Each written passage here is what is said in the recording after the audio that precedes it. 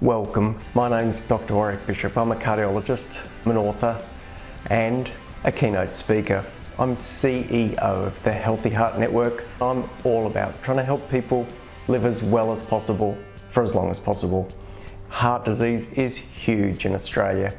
Every 20 minutes someone suffers a heart attack. Most of these could probably have been avoided if only we knew what to do. This podcast is all about helping you understand blood pressure, weight, cholesterol for better health. If you enjoy this podcast, I would be honoured for a 5-star review. You can share it with your family and friends. It may well save someone you love. Hi, have you ever heard of super movers? Have you heard of super movers? Well, I hadn't, but it is a term given to people who move quickly as they age, and you may well have come across individuals like that. Well, are these people who are just in a rush, or does that fact that they're moving quickly as they age actually mean something? So, my name's Dr. Warrick Bishop. Welcome to my podcast and videocast station. And just recently, a paper came across my desk around super movers, and I'd like to tell you a bit about it. If you are capturing this on, if you're capturing this on the podcast, then you won't see anything. If you're capturing this on YouTube, you will see some slides. But either way, I'll try and describe it so that if you are only audio, you won't miss anything. It's entitled Super Movers, What Your Walking Pace Reveals About Your Brain. And this I came across from something published in July, just recently, in neurology. And it was looking at speed of gait and the impact on functional capacity in later life. The absolute headline is that there was a 51% lower risk of cognitive impairment in a group of individuals who are 80 and above who were identified as walking at a pace of someone 30 years younger. So the super movers, the fast walkers, had significant lower risk of cognitive impairment. And that's pretty interesting. These people were about 1.5, 1.5 standard deviations above average for their age and sex. These were not, they didn't pick an absolute number per se, because that number would change as their age changed. It would be different for sexes as well. But 1.5 standard deviations above average. There were 3 different cohorts that looked at this. There was the retirement study network of almost 4,000 adults. They pooled that together with another study called the longevity study with brain imaging, and the Rush Memory Aging Project with brain autopsy data. And the interesting thing was that people have asked this question before. So this was built on some previous work by the same investigators who had already shown that super movers tend to carry fewer chronic conditions and seem to have a healthier lifestyle and a younger biological age. One of the big things that was found in terms of cognitive decline is that these faster movers had a bigger hippocampus. So what does a hippocampus do? It's very important in memory. So memory, processing speed, executive functions, global cognition all declined more slowly in these super movers. And when they looked at imaging and sections, they found that there was a great right hippocampal volume, and the hippocampus is central to memory formation.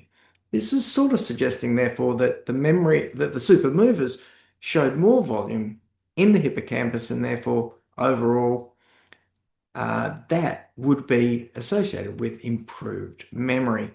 Interestingly, though, even though they had improved memory, they seem to have no difference in Alzheimer's pathology. This means that amyloid plaques and tau tangles and Lewy bodies were still found in their brains. However, these changes didn't seem to impact this supermover group.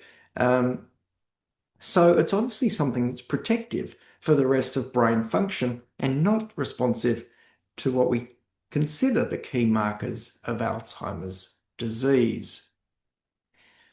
These supermovers really had a broader pattern of resilience as well.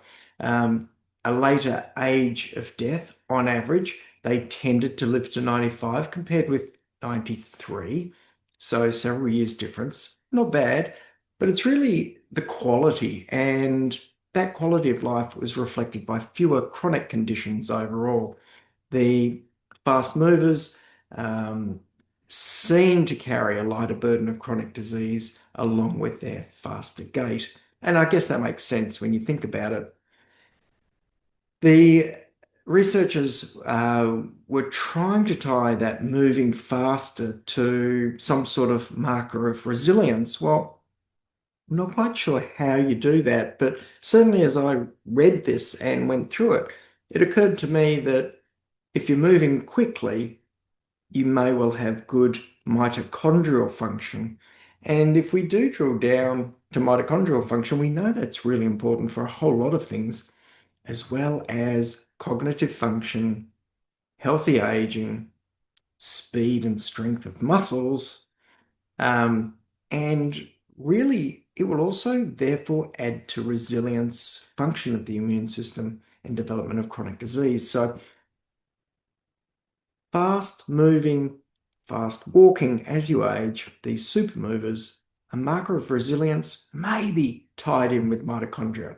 The investigators didn't suggest that per se. I'm just adding that in there because it's interesting. The studies or that coalescence of information still left some unknowns. The brain imaging sample is pretty small. So, there could be some uncertainty about the hippocampal finding, but there was still suggestion that there was denser cortical material. There was some evaluation of brain function networks and genetic markers which weren't necessarily reviewed as well. The study really was observational and retrospective, so there wasn't a randomization.